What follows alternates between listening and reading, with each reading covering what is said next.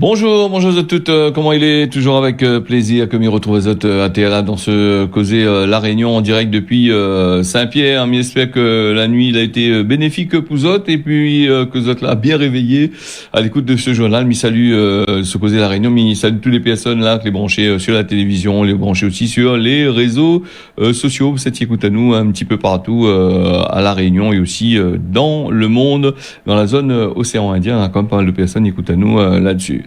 Mi rappelle à Zot ce bonne causé mi fait dans là les tirer sur des sites officiels, tirer aussi sur certains sites assez intéressants que m'a trouvé assez intéressants et bon mi fait par Zot des informations qu'il faut prendre avec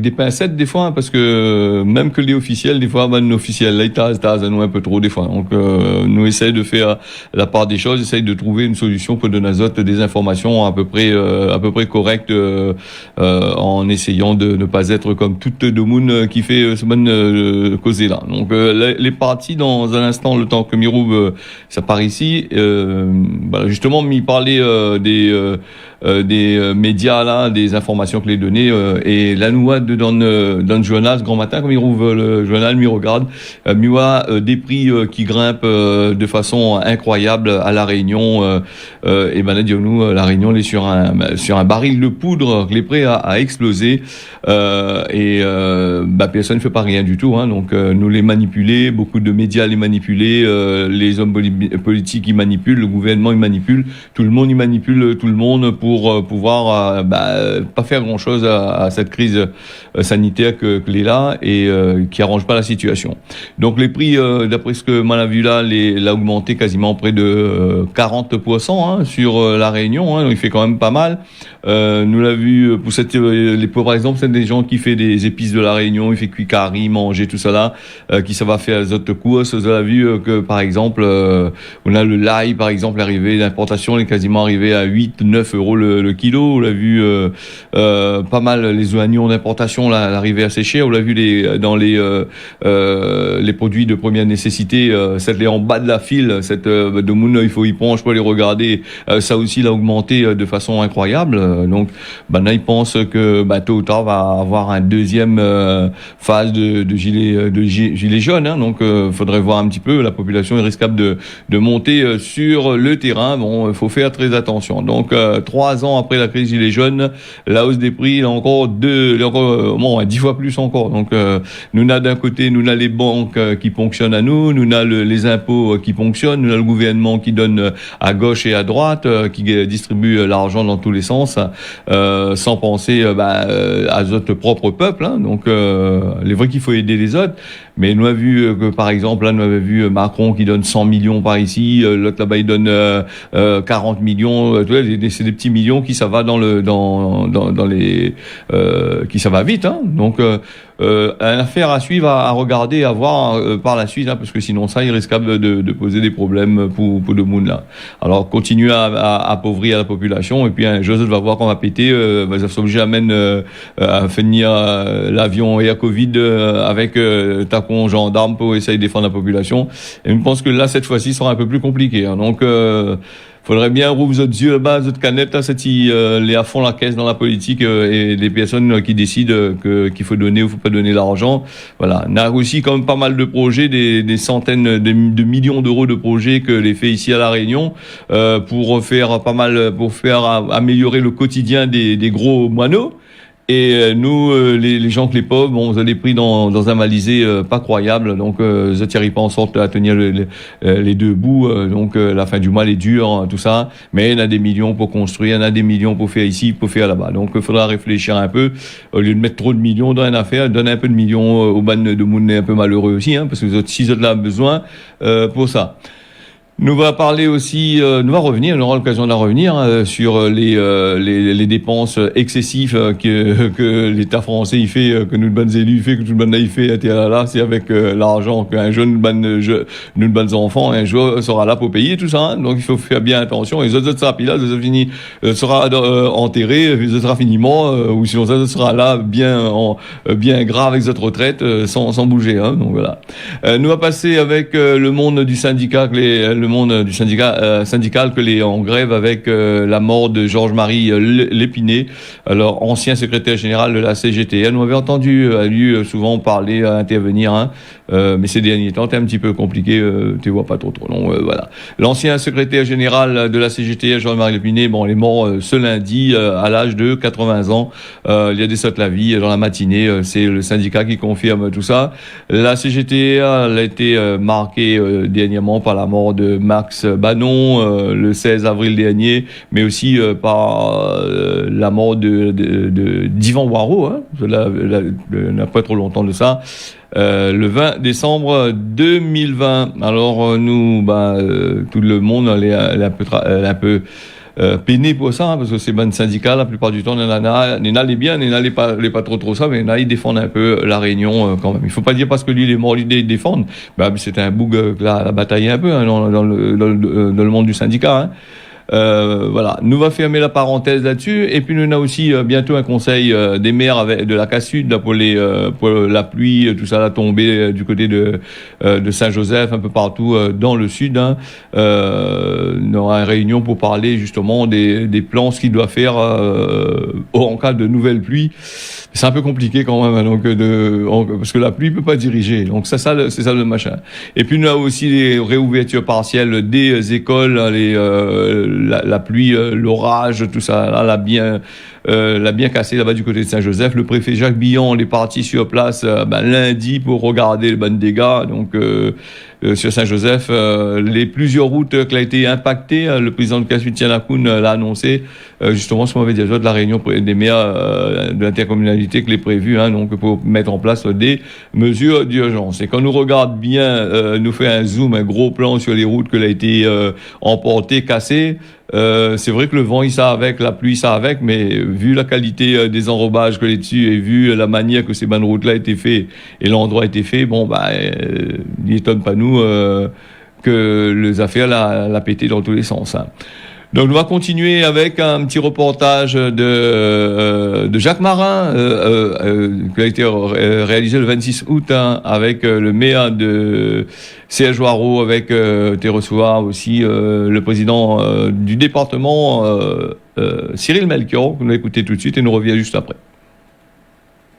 Venant d'être élu à la présidence, mon premier déplacement, je l'accorde à la commune de la Petite-Île, à mon ami Serge Joireau, aux élus qui l'entourent, tout simplement parce que je crois dans notre partenariat avec les communes. Bien évidemment, nous allons parler du plan 1 million d'arbres parce qu'il faut travailler sur la transition écologique. Mais je travaille aussi avec l'ensemble des maires et Serge Joireau pour tout ce qui touche à l'aménagement du territoire. Les routes départementales et communales que nous aménageons partout, l'éradication des radiers, le développement aussi agricole de cette micro-région sud, avec les problèmes d'adduction d'eau potable, mais aussi d'eau pour les agriculteurs. Et je n'oublie pas le développement de nos services de proximité. Et ici, à Petite-Île, eh bien, le département est en train de réaliser une maison départementale pour améliorer l'accueil des familles vers nos services. L'objectif pour nous, c'est de pouvoir se dire que dans les 5-6 prochaines années, nous allons pouvoir planter 1 million d'arbres. Parce que l'arbre, c'est la vie, mais l'arbre, c'est aussi nos traditions. Ce sont nos valeurs qu'on veut développer, qu'on veut inculquer à notre jeunesse pour que cette société réunionnaise garde son authenticité, son âme. Cela passe par ce plan 1 million d'arbres. Et avec la commune de la Petite-Île, c'est la première commune avec laquelle nous sommes en train donc de signer. Le but, c'est de pouvoir disposer des plans, parce que pour pouvoir planter ces arbres, il faut avoir des plans. Et donc, nous mettons en terre les graines aujourd'hui, des millions de graines, pour que demain, on puisse avoir le maximum de plantes ici à la Petite-Île, avec les autres communes, les associations de quartier, le département, bien évidemment. Eh bien, l'objectif, c'est d'avoir d'ici 3 ans, 1 million de plantes. Et partout où nous le pouvons, nous mettons en terre des graines. Je salue le travail qui est réalisé par tout un chacun qui participe à nos côtés à ce plan 1 million d'arbres. Les anciens, la Réunion, ça la donne des noms de pieds de bois à certains quartiers. Quand ils montent à Salazie, par là-haut, bois de pommes. Quand ça va dans les Hauts-de-Saint-Paul, Saint-Leu, ou bien même à Saint-Denis, par là-haut, de bois de nef. Quand on part à Saint-Pierre, par là-haut, grand bois. Bois d'olive. Ben, c'est pas par hasard qu'on a donné à ces quartiers des noms de pieds de bois. Et aujourd'hui, c'est quelque part une part de notre patrimoine, de notre histoire qu'on doit reprendre et partager. Et bien, ce plan 1 million d'arbres, c'est fait en sorte que l'identité culturelle, l'identité patrimoniale de ces quartiers retrouve du sens. Ben, dans les quartiers comme Bois de Neuf, on veut planter des bois de neuf, à Salazie, planter des bois de pommes, etc., des bois d'olive à Saint-Pierre. Et nous le faisons en lien avec les municipalités. À la Petite-Île, c'est le grand nat. Le grand nat, ben, pour ceux qui ne le connaissent pas, il y a deux variétés de nat. Il y a le petit nat et le grand nat. Et le grand nat, avant, servait à fabriquer les cases créoles en bois sous tôle à une époque qui était un peu ancienne. Mais la forêt réunionnaise a subi donc toutes ces détériorations. Aujourd'hui, on veut la reconstituer. Et ici, donc, à la Petite-Île, ce sont des grands nats qu'on va mettre en terre. Et vous verrez que dans quelques années, eh bien, la Réunion retrouvera cette authenticité qu'elle a un peu perdue. Alors le grand nat, le petit nat, les bois de pommes, tout ce que Banaï prévoit de planter, mais j'espère que va durer dans le temps, parce que ça c'est une affaire que est intéressant. Hein. Donc 1 million d'arbres que Banaï compte planter. Il y avait plusieurs opérations qui ont été faites aussi sur ce thème-là. Hein. Donc en espérant que Banaï plante pour pas couper demain, parce que nous voit sur moi sur Saint-Pierre, qu'on a eu quand même pas mal d'améliorations, pas mal de plantes qui a été plantées, pas mal de parcours de santé qui a été fait. Et l'été fait, là, on a fait beaucoup de causements là-dessus, et arrivé à un certain moment, on l'arrache toute, l'a fait la route avec. Donc, faut voir aussi, 1 million d'arbres, j'espère que dans le temps, nous aurons l'occasion, de voir ces bonnes pieds de bois, là. Hein. Donc, nous pas ceci. Nous va parler, de quoi est-ce que nous va parler aujourd'hui? Nous va faire un point sur la situation sanitaire dans notre pays, hein. Le préfet va tenir son conférence de presse, comme d'habitude, jeudi 2 septembre. Jacques Billon, sera là, au cours de ces affaires-là. Il va faire le point sur la situation sanitaire, les mesures de freinage, le confinement partiel en journée, le couvre-feu à 19h. Pour l'instant, les prolonger jusqu'au dimanche 5 septembre. Le préfet, il doit aussi dire quelle suite qu'il doit être envisagé pour ce ban de mesures de prolongation ou d'allègement. Il faut voir un petit peu comment Banaï ça va faire, hein, pour lui va causer là-dessus.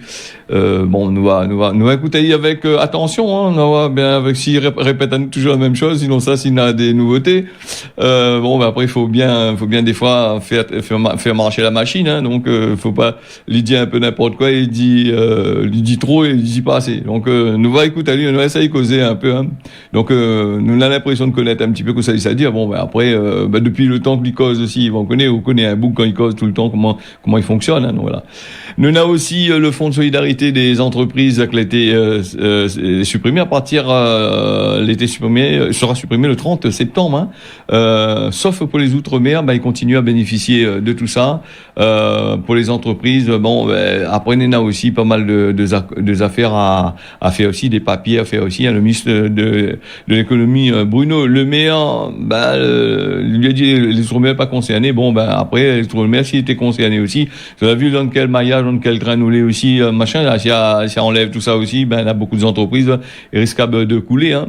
Et en parlant d'entreprises, justement, il parle beaucoup des entreprises qui comptent sur le pass sanitaire pour les personnes qui voudraient pas venir travailler, parce que ce que le pass sanitaire, si ça va point maintenant dans les entreprises n'a le droit on a le droit de prendre 2-3 jours de congé. Arrivé à un certain moment, l'entreprise ne va pas foutre au dehors, parce que si vous mettez en danger l'entreprise, ne vient pas travailler. Voilà le système. Et a beaucoup de personnes sur le plan international, sur le plan de la France plutôt, hein. Même à la Réunion, Nena, mais il voit pas trop. Donc Nena beaucoup, Nena tendance à licencier, à vouloir licencier des gens, mais comme ça tu ne gagnes pas licencier, mais c'est un bon moyen, le Covid-19, le fonds de solidarité qui gagne pas trop, si tu gagnes pas n'aurait machin, et puis les passes sanitaires, c'est un moyen pour certains chefs d'entreprise véreux de faire en sorte de licencier des personnes. De toute façon, nous va bien regarder, hein, plus tard, hein.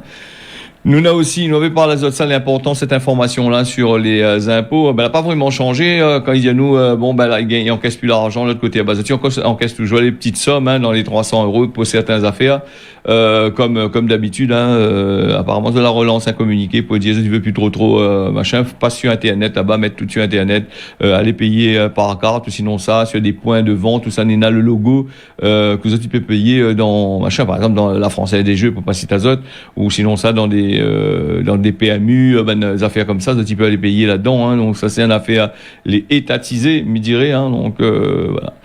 Pour gagner de l'argent, pour trapper l'argent, crois-moi, ils trouvent moyen, ça, donc. Et là, comme on l'avait dit la dernière fois, il faut pas les impôts, ça crier pour dire ça n'a plus de personnel, ils mettent Azote en grève, tu connais plus comment faut faire, ils sont stressés, ils sont sur le bas de la pente, ils n'ont plus remonter le système, la plus personne peut ni en mettre Azote, ni ennuyer Azote dans le service public là-bas pour faire travailler les coco. Voilà, me rappelle aussi que le pass sanitaire les obligatoire pour les personnels clés en contact avec le public. Ça nous va en parler un petit peu plus tard parce que bon, on va tellement causer là-dessus aussi. Voilà. Nous va parler pour les entreprises à rentrer à haut risque sur le fond d'absentéisme par rapport au Covid-19, par rapport justement à ce pass sanitaire. Beaucoup d'entreprises, ils craignent que les bonnes employés ils viennent pas et ils mettent justement cette entreprise dans le malisé. C'est une affaire à voir. Et puis pour certains qui pensaient mettre Azote en congé maladie pendant un moment, si l'entreprise y veut bien, l'est peut-être possible, mais là encore la Sécu est risquable de nier contrôle de papier et je risque d'avoir des problèmes aussi là-dessus. Faut voir aussi comment il se passe les affaires.